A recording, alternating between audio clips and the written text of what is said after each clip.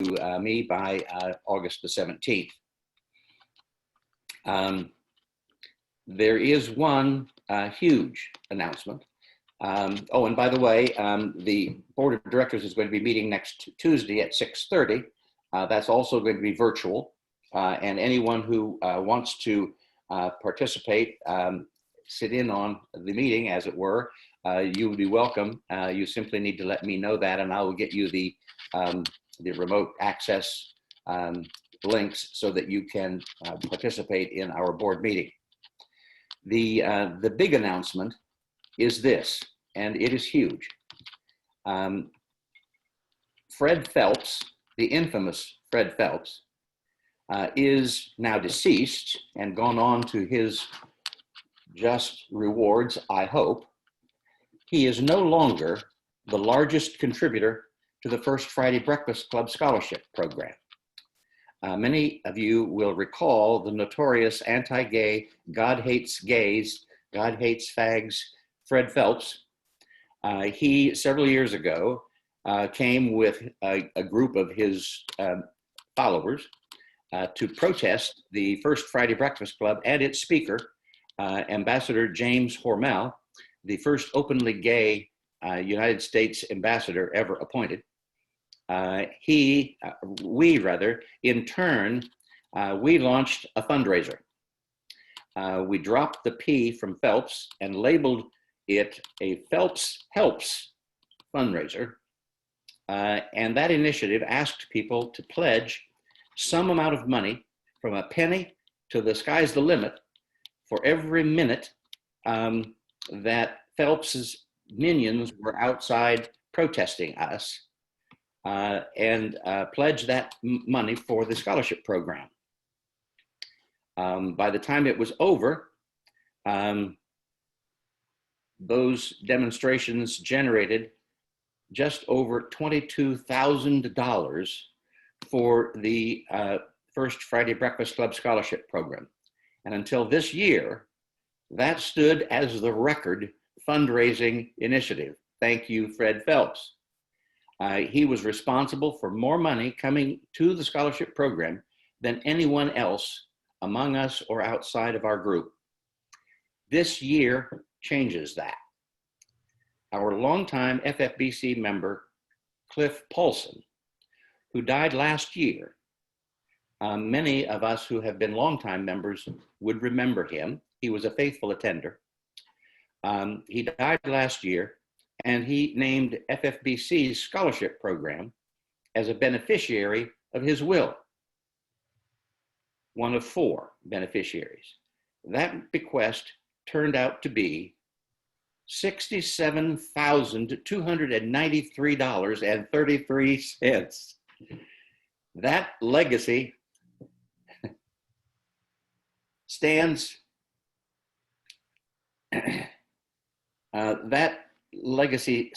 as the largest single contribution to the scholarship program in our history, and I suspect that it will stand as the record for some time. It brings us close to $400,000 raised for the scholarship program over the course of our history. Posthumously, I want to thank Cliff Paulson, and you were and are a great friend of FFBC. And next, I will turn to David Cotton to introduce our speaker for this morning. David? Thank you, Jonathan. Today's speaker is Tim Thompson from Omaha, Nebraska. He's going to talk about an organization that personally is very important to me, the Mankind Project, or you may hear it referred to as MKP. I'm a member of that Des Moines Mankind Project community. In fact, it's the community that hosts the monthly online Opens Men's Group on the first Monday of the month that some FFBC members participate in, and still can if you have not. Let me know if you're interested. But today he's going to talk about an aspect of MKP that I don't have any experience in, so I'm very excited to hear about that. He joined the project in September 2010, and prior to that membership, he actively participated in 12-step programs, community outreach, and mentoring programs for LGBTQ youth. In September 2020, Tim participated in MKP's New Warrior Training Adventure, an NWTA, which is the contemporary form of initiation, and staffed 26 of those weekend training adventures, 4 of which are designed for GBTQ men. He is currently the chair of the Central Plains Leader Body, a group that works to train and certify initiative men to lead NWTAs and other training programs offered through the Mankind Project. He's a co-leader candidate, which is no easy task, and is planning to sit for certification in 2021. Tim, welcome, and we look forward to hearing more. Thank you. Thank you very much, David. Thanks for having me. I'm honored to be here, actually. You know, I used to work in Des Moines. I had an office here in Omaha and an office downtown in Des Moines, and I drive up there every week and stay overnight Thursday, then work Friday, then drive home. And I wish I would have known about this. It would have been great to hang out with y'all on a Friday morning and then go into the office. But alas, I don't do that anymore. Again, thanks for having me. My name's Tim Thompson. I'm a member of Mankind Project. And as David mentioned, I'm also on the leader track here in Omaha to get certified to lead these weekends. And what I wanted to talk to you about today is the New Warrior Training Adventure, MKP, how it's impacted the style of leadership that I have, as well as the GBTQ gateway weekends that we also host, and kind of what the differences between a traditional New Warrior Training Adventure and the gateway. And then my experience with both, so I can give you kind of a comparison. So by show of hands, how many people are familiar with Mankind Project or have heard David talk about it? Is few? Okay, good. Well, so my elevator speech for Mankind Project is, it goes like this, basically. We're an organization of men that initiate other men so that they can be their best person possible. And the theory or the philosophy behind that is men don't have rites of passages these days, and so they grow up immature.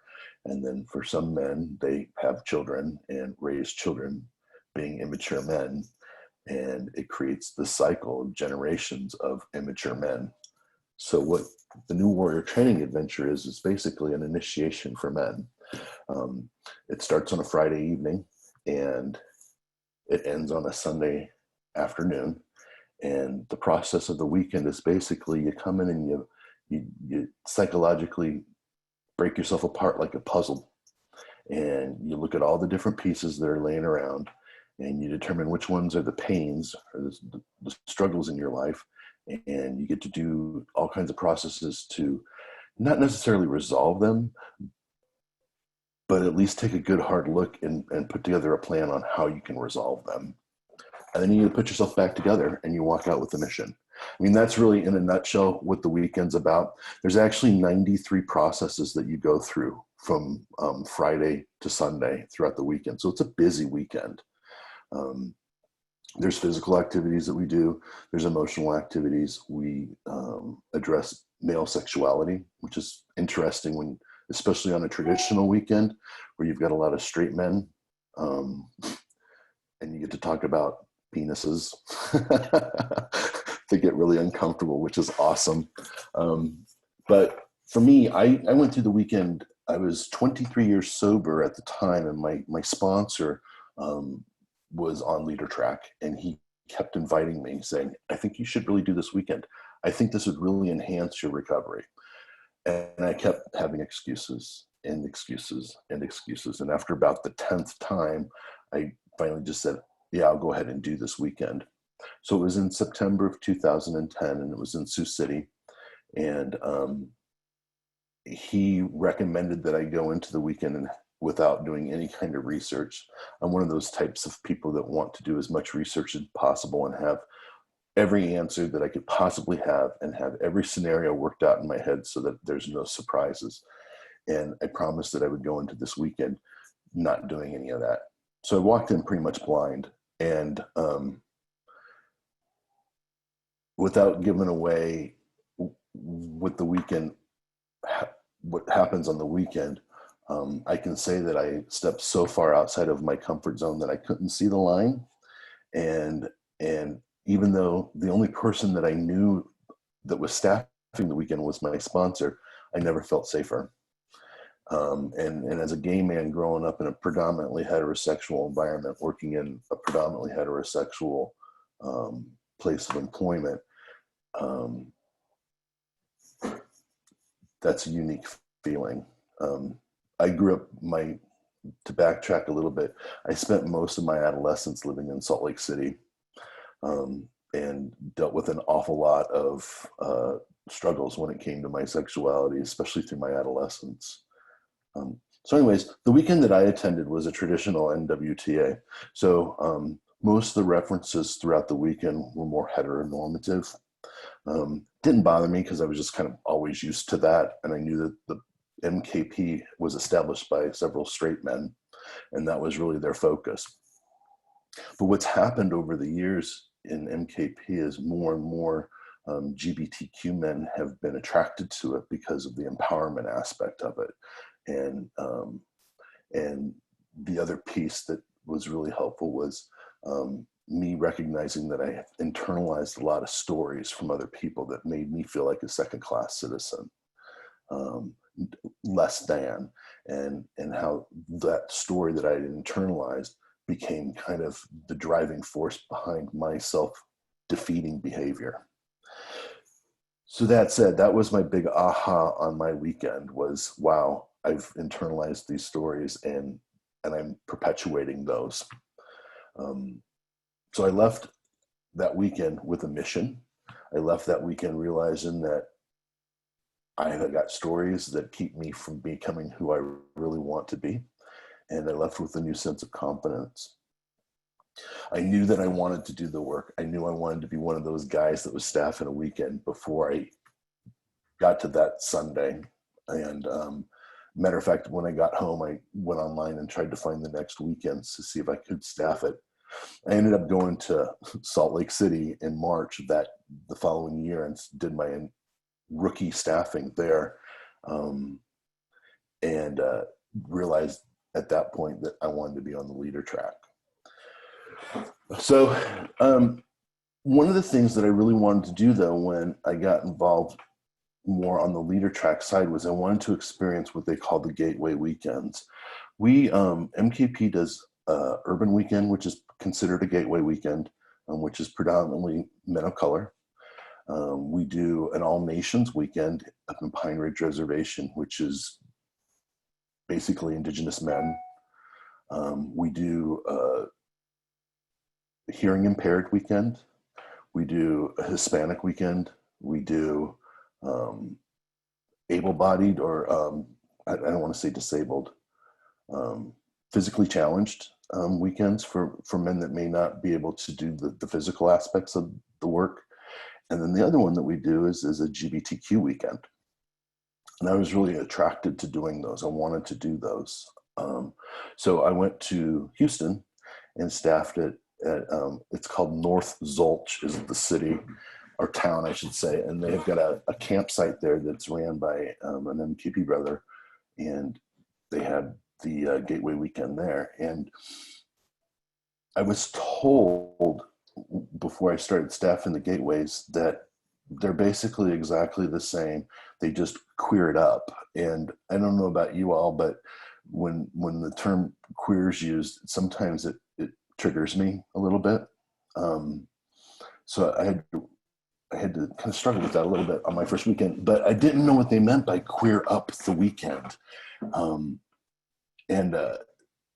By the end of that Sunday, I knew. And basically the difference between a traditional NWTA and the Gateway is they introduce a lot of our culture. There's more music, there's some costumes, let's say. There's a lot more focus on being sensitive to using gender pronouns. They don't say little boys a lot of times, they'll say little ones. And those little nuances or those little tiny details really make a big difference. I have a friend, Eli, who he's a trans man, and he went through the Gateway weekend that we hosted, that Central Plains and Kansas City hosted about 4 years ago. And he was very scared to go through it as a trans man, even though the weekend was for LGBTQ men. He still was incredibly terrified. And that was one of the things that he pointed out to me after the weekend, was their sensitivity toward pronouns. And on a straight weekend or a traditional weekend, it's very heteronormative. It's very, they just don't use little one, they use little boy or man, and not person. And it's not as inclusive, I guess.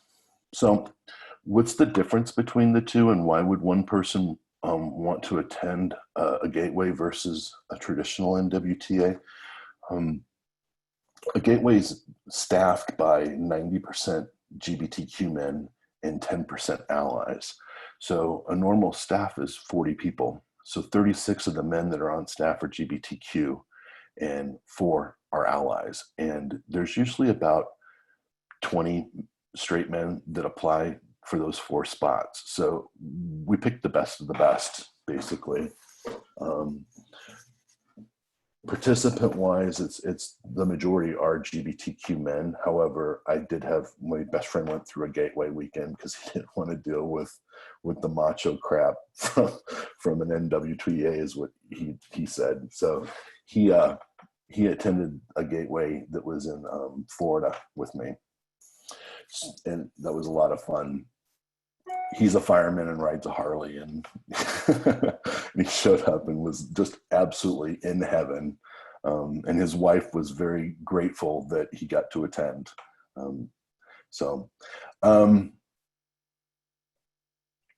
Let's see.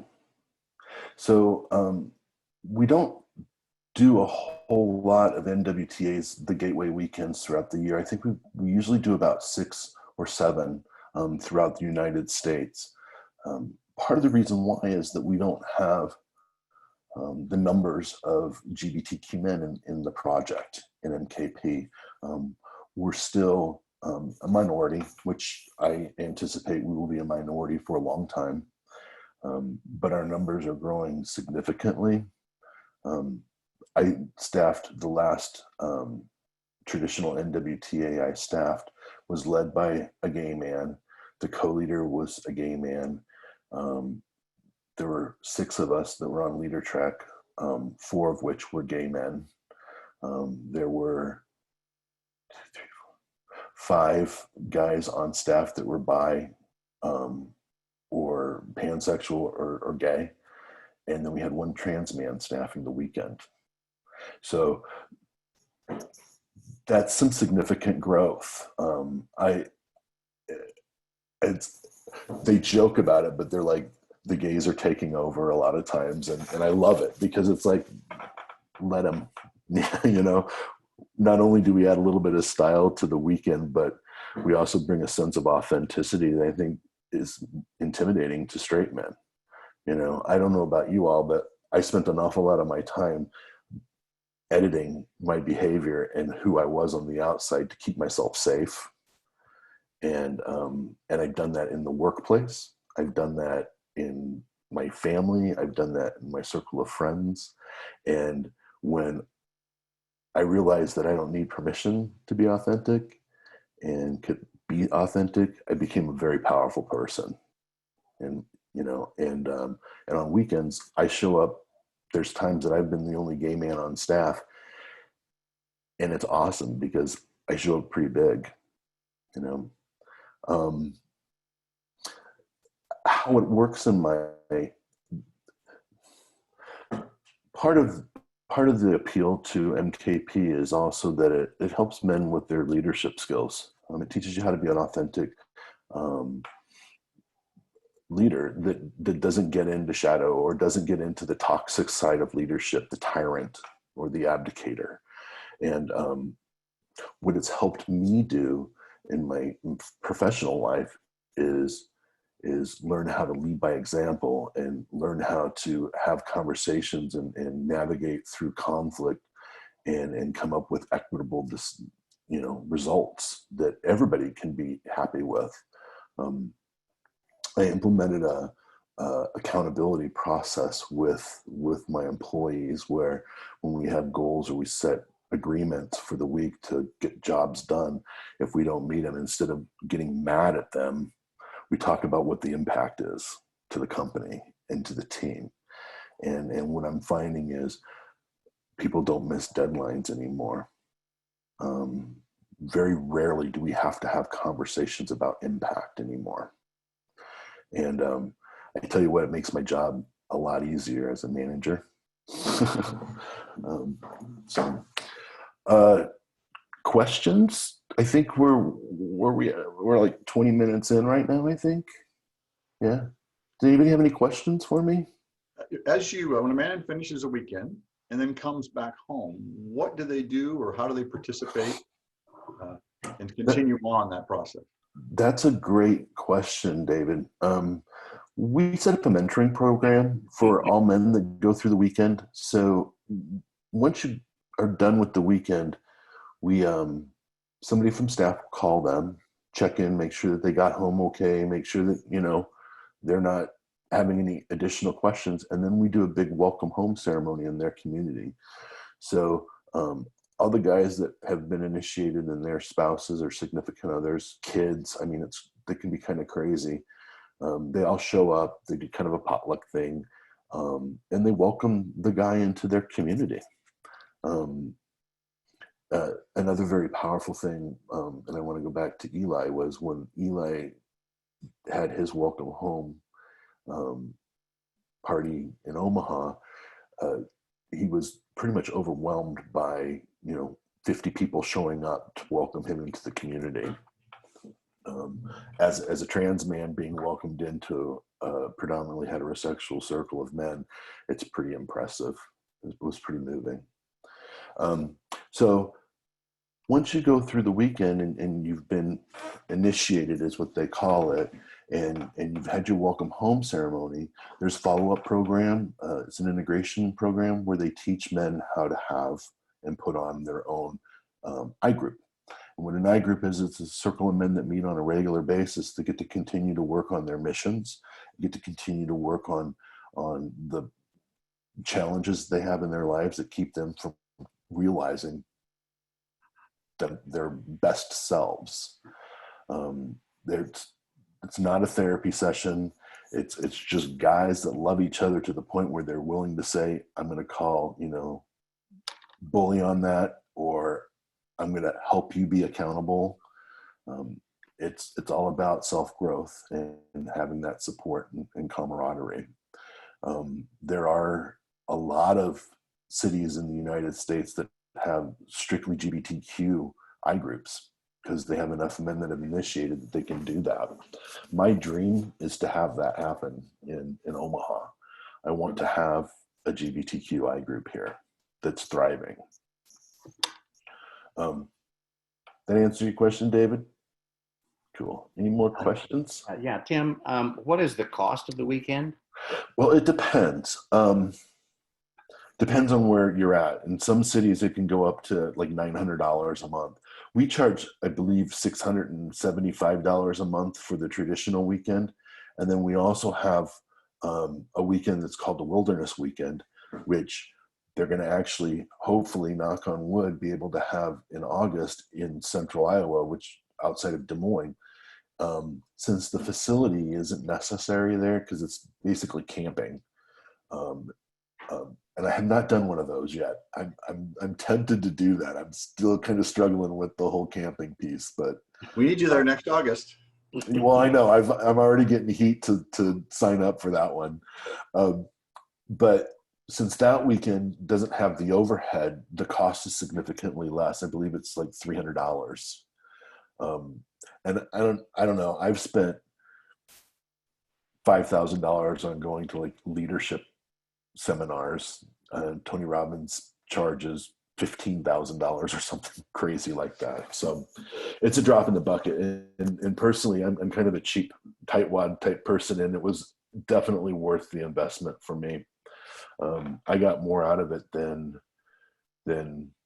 years of therapy. I hate to say it. I hope there's no therapists here because it's important.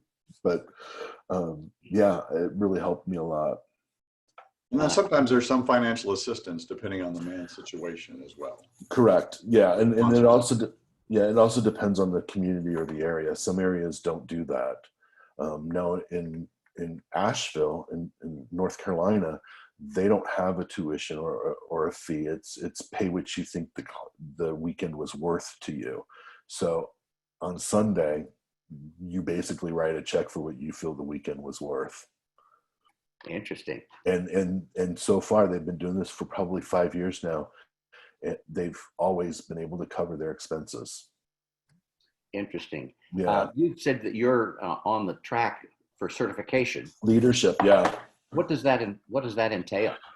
Oh, it's quite a lengthy process. The men that lead the weekends have probably staffed anywhere between 50 and 100 times. So how that process works is when I wanted to become a guy that was on the leader track, I had to vocalize my intention or want with my local I group. And then I got to sit in what they call in a hot seat, where I got grilled as to what's my motives behind wanting to do this. Just a number of different things. And then they basically gave me a blessing to become part of the leader track. So once I got their okay, then I took it to Central Plains, which is our area, which consists of South Dakota, Nebraska, Iowa, Minnesota.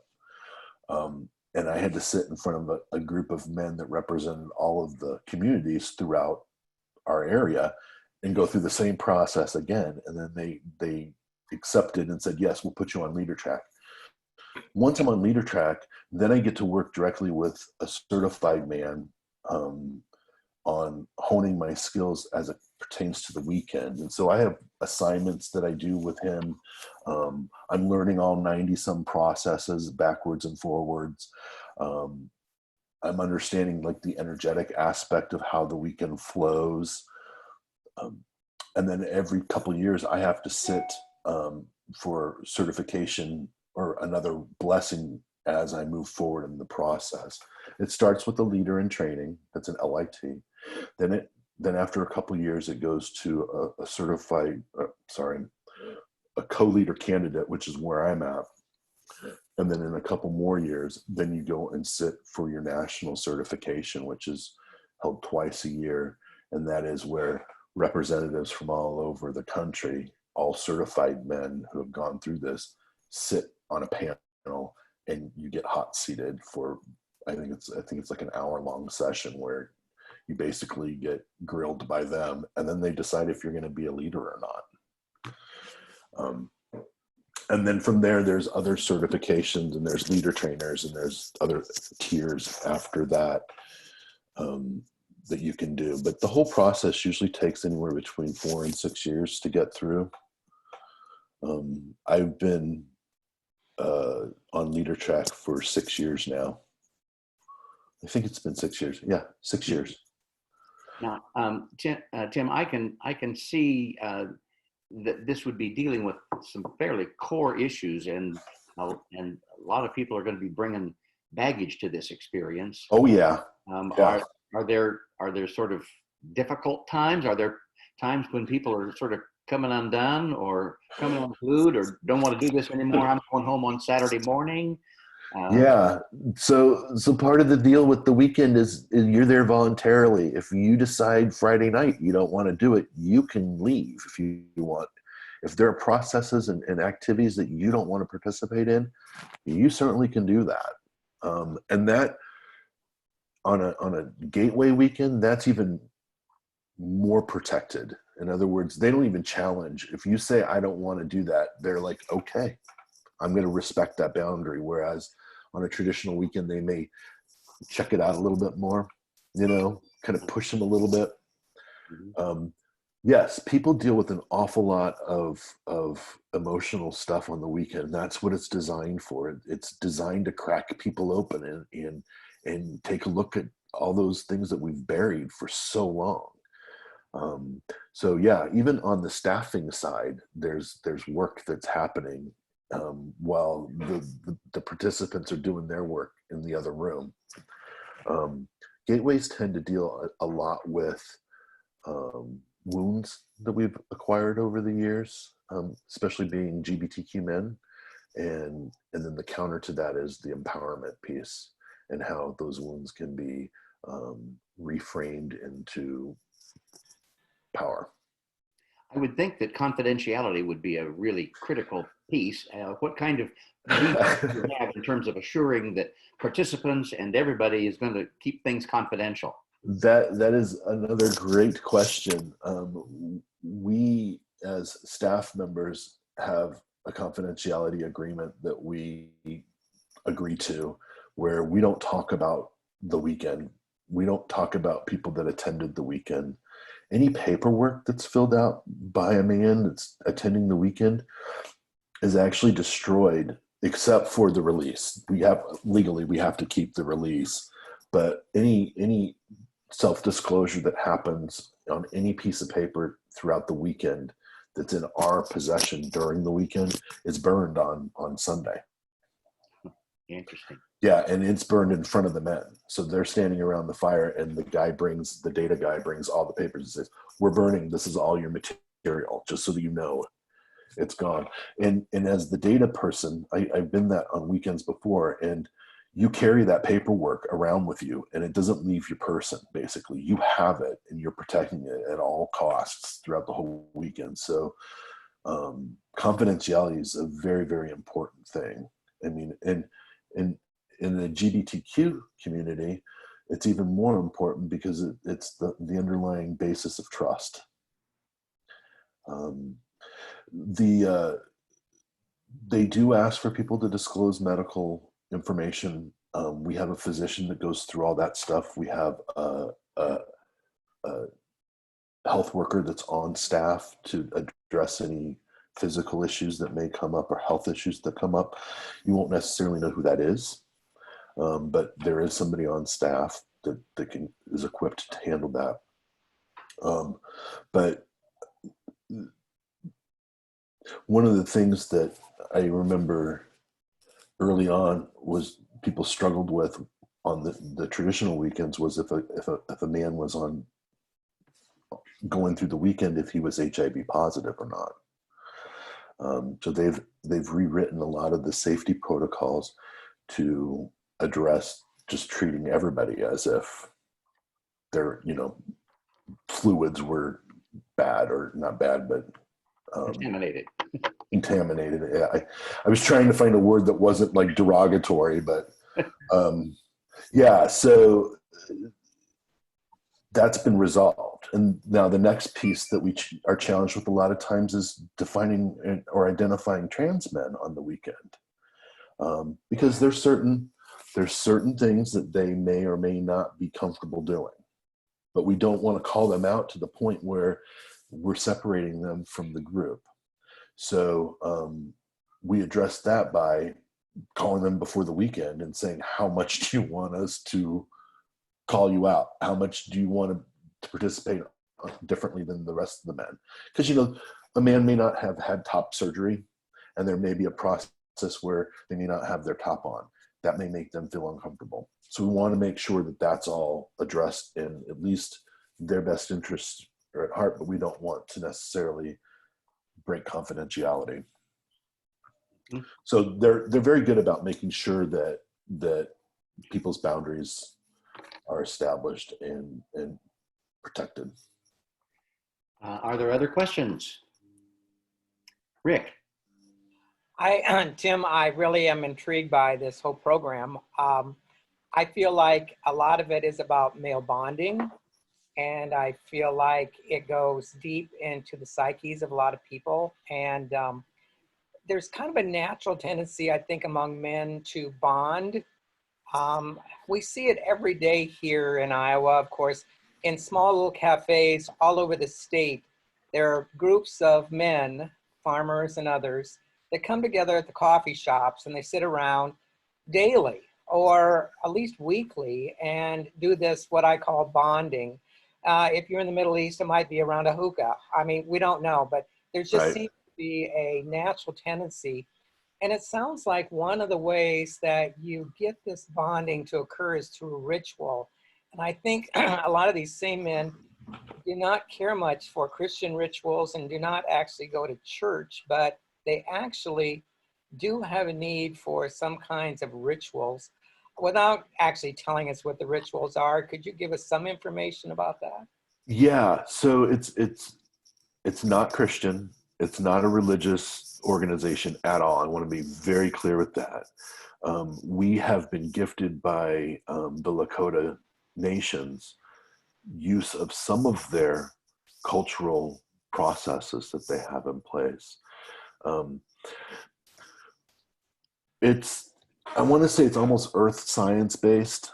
They talk a lot about directions, north, south, east, and west, and the energetic hierarchy of the archetypes according to that. So like you've got the north, which is your king, east is lover, west is warrior, or south is warrior, west is magician.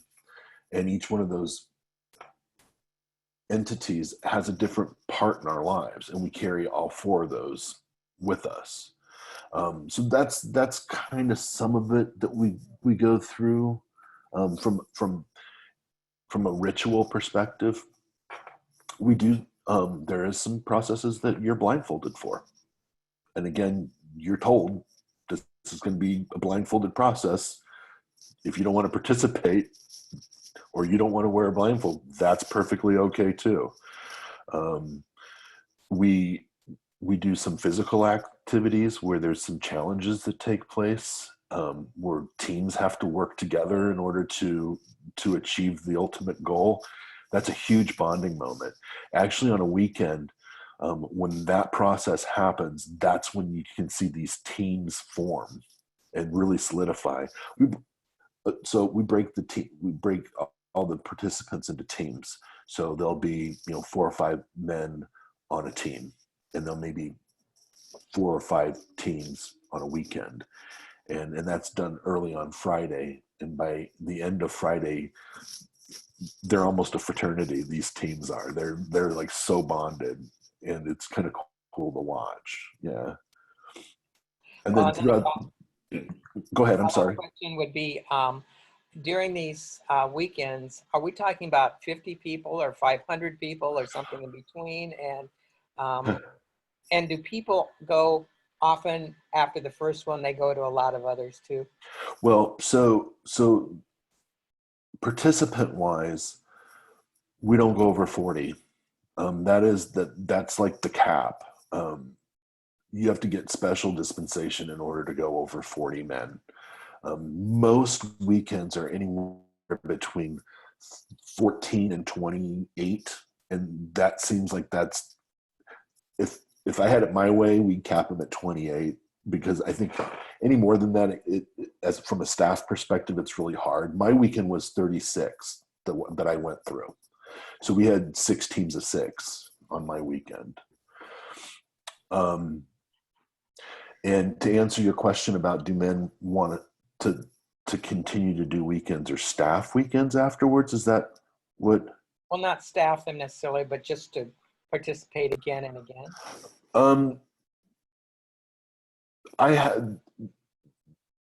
They did do a weekend for men who had gone through the weekend years ago, so that they could experience that again.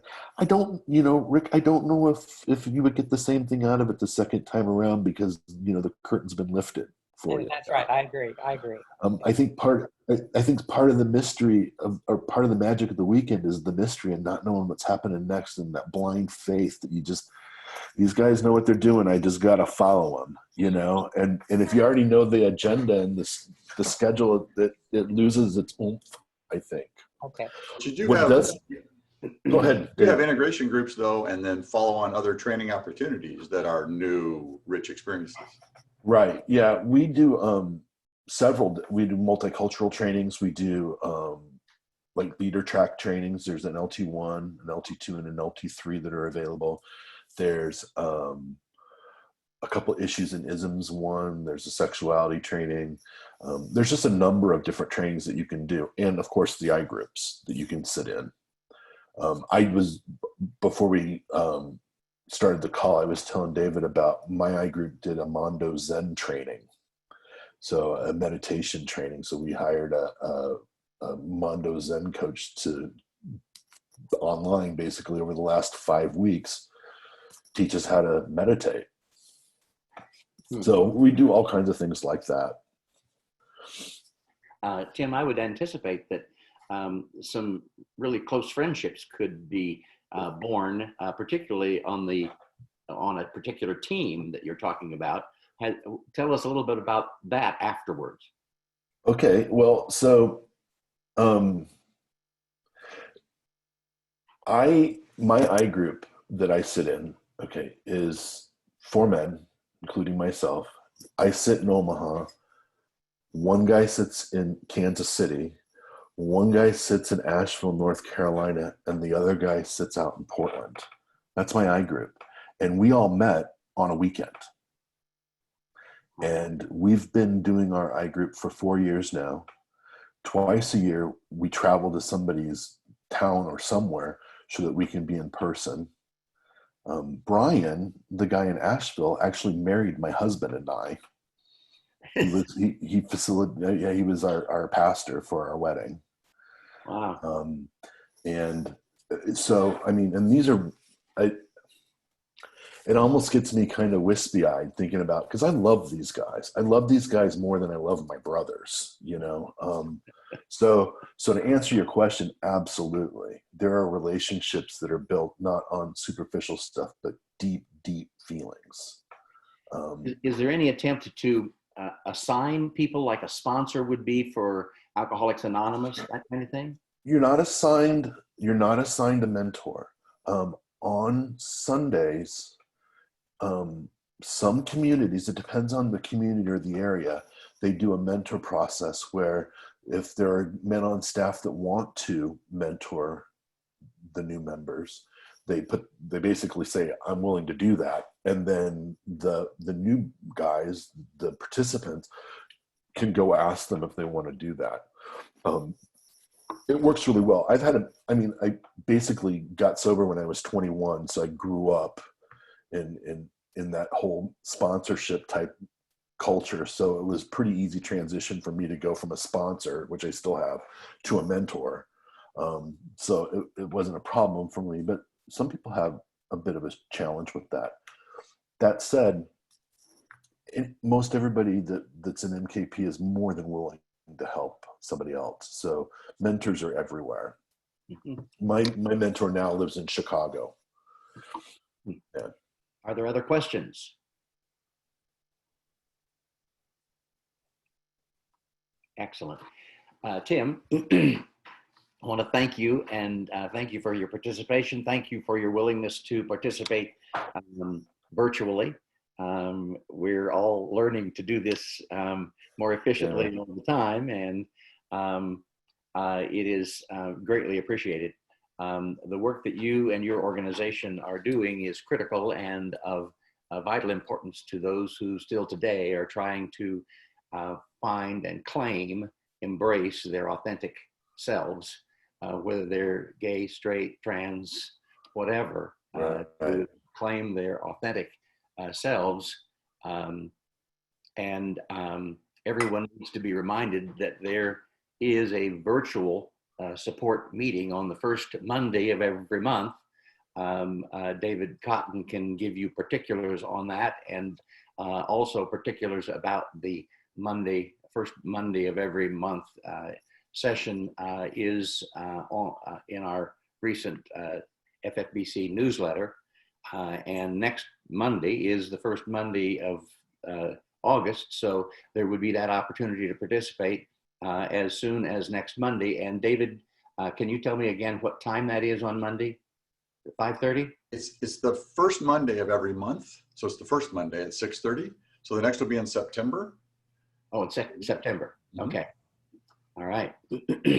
So that opportunity is available, and if anyone would like to explore participation in that, get a hold of me or get a hold of David Cotton, and we can provide you with the particulars on that.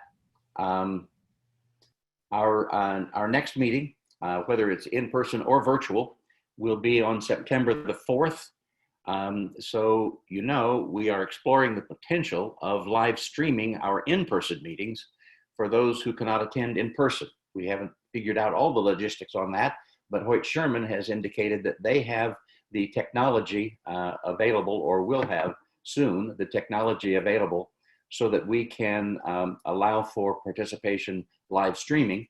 We have some logistics to work out on that because we don't want, for example, to compromise people's confidentiality or anonymity in participating in our meetings, because we do have people who come to our meetings when we're in person who are not out, or they're not fully out, or they're not comfortably out in all contexts, and we would not want a streaming to compromise them or make them feel uncomfortable.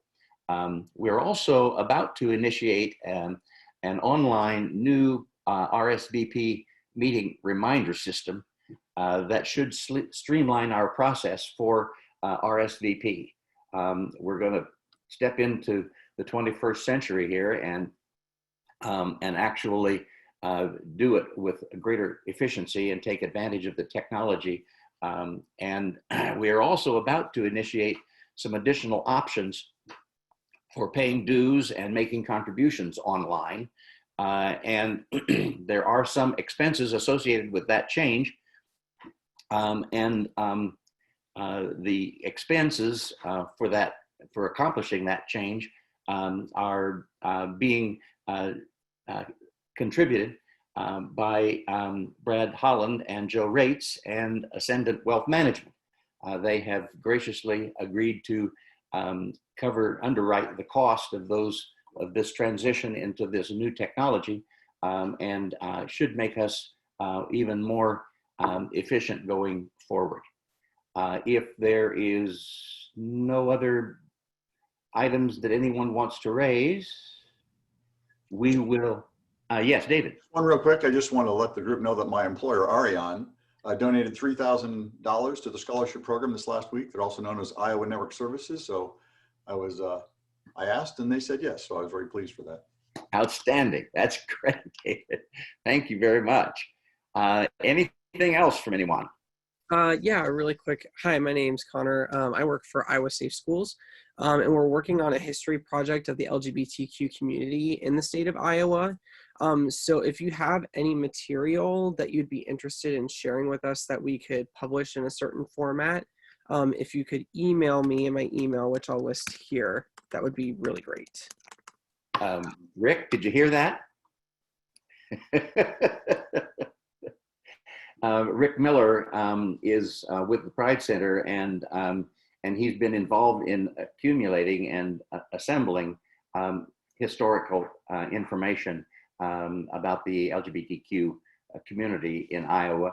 Are you aware of the initiative over there in Iowa City where they're doing some of this kind of work? Yeah, so I talked with them in Iowa City. A lot of them are doing stuff to archive at the university. And what we're wanting to do is compile like something like a book that we could share with our LGBTQ youth, just so they can know kind of how the movement has progressed over the last 50 to 75 years in Iowa. That would be very worthwhile. There's also a one institute at UCLA, and it's an archive library, and it's for LGBTQ materials, and we send a copy of our monthly newsletter to them to be archived at one institute, so that they have a full set of our newsletters clear back to, well, when we started, 1996. Well, Jonathan, wouldn't that be a possibility to supply maybe some of the newsletters to Iowa Safe Schools for that purpose? Because that would be a history. Supply some of the FFBC newsletters to the Iowa Safe Schools for their purpose of education. We could certainly do that, because so those newsletters, we are in fact recording in the newsletters the the articles that are written, we're recording some of the history that's going on over that period of time. Connor, I can look into putting together a set of the newsletters and get that to you. If you could get me your contact information, why, I'd be glad to try and do that. Yeah, absolutely. I put my email in the Zoom chat, but what would be a good email for you, and I can follow up there? Use Jonathan, Jonathan, Wilson, Wilson, at davisbrownlaw.com. Jonathan Wilson at davisbrownlaw.com. Correct. Yep, that will get to Well, me. and is Connor, are you familiar with the Des Moines Gay Men's Chorus and what they've done? Yes, so we've reached out to them. We're looking to see if they can provide us any of their programs or other materials as well. And they have already sent to over 400 different districts, both private and public schools, an incredible program of curriculum about LGBT that they can use in a wide variety of ways in the schools. It would be perfect for GSAs to use this material on a monthly basis. It's actually broken down into 8 parts, so it fits nicely into a school year. So anyway, I hope that might be of some help to you. You don't need to reinvent the wheel here, just add to the wheel. Right, exactly. Right, well, perfect. Well, thank you so much. I do appreciate it, and I'll be in touch with you for sure. That's great. Okay, anything else from anyone? Hearing nothing but crickets, I'm going to adjourn our meeting and admonish you to stay safe until our next meeting on September 4th and beyond. And thank you very much for participating today. And again, Tim, thank you very much for your presentation. It was very intriguing, very informative, very worthwhile, and we appreciate that. And David Cotton, thank you again for hosting our meeting. Goodbye, all. Goodbye. Thank you.